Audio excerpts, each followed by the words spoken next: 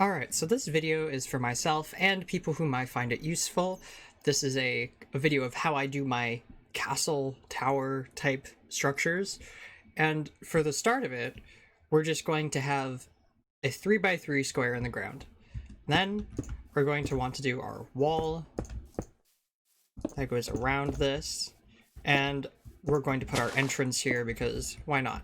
You could also do entrances like this. You know, if this was going to continue alongside a wall, it's up to you what you want to do with it exactly. Now you just kind of build it up.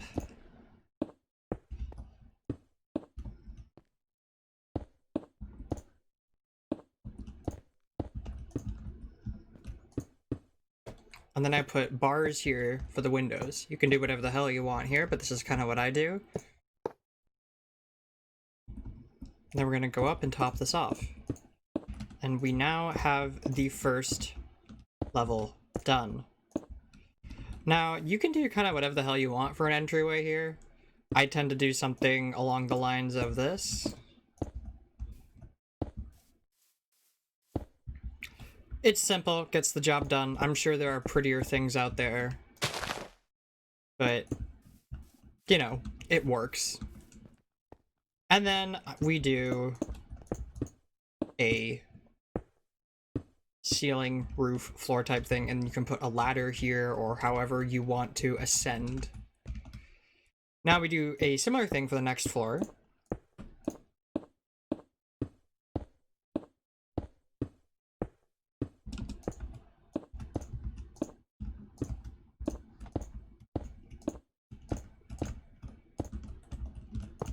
Put the iron bars in for the windows.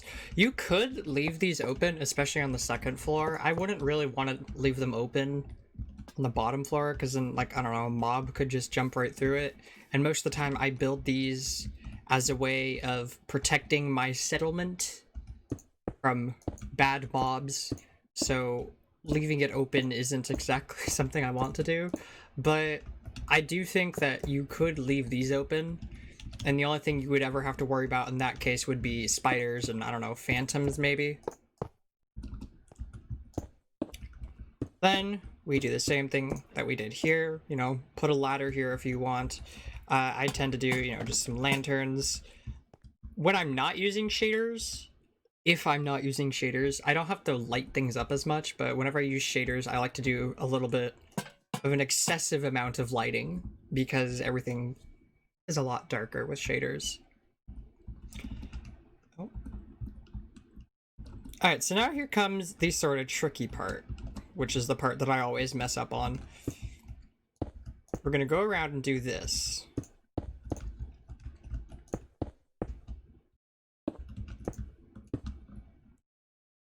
Then we're going to put that there, there, and there.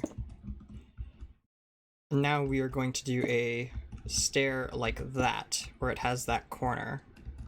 It's simple, and it works. I'm sure there are better ways of doing this, making this look better, but this is how I do it, and I think it looks nice enough.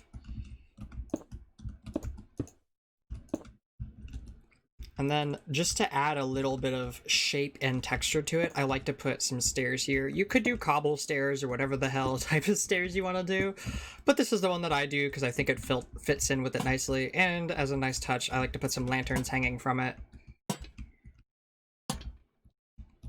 Now, the next time I do a castle video, because I've already done one so far, it will have this tower design, and I do have one on the server with my girlfriend and I right now, and it's a lot of fun. I love it. It looks great. Now, this is how I do the meticulations, the battlements, whatever the hell they are. I always mix those two up.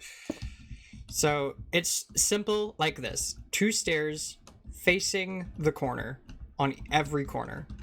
So now we'll go to this corner. We'll do it again. 2 stairs facing every corner. You could do this differently if you want, but I think this is effective and it's relatively easy to remember. And now we put a slab in between all of them to kind of even that out. Now we can go look at it from a distance, and here we go. You know, looks pretty good. Now, as for the bottom, you can do whatever the hell you want down here, but I do at times like to sort of soften it, make it look like it's built into the ground a little bit more by perhaps placing some slabs around the outside. Now it looks like it's actually kind of grounded a little bit more. Now, sometimes I am building a full-on castle wall here. And thus, I don't really worry about having those sides there. I do still like to put it on corners. You know, I will say that. But depending on the design, sometimes I will actually have the corners be lower, and then I can put a lantern there instead. And I think it looks almost as good. You know, it has a little bit less of a 3D look to it, but it still works relatively well. Oh. Now, for the wall, I'm not going to get into this part too much. I tend to do this I call it villager proofing, and then I can put a rug here, and that will prevent villagers from being able to walk through here, because I tend to make these walls around villages. That's just what I like to do. But here's kind of the way that I do my walls. And this is just going to be a quick example. I'm not going to build out the full entire wall.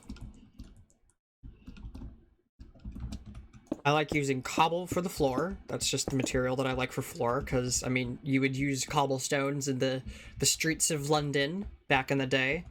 And then I do a similar design, at least most recently I have done a similar design where I have stairs facing one way.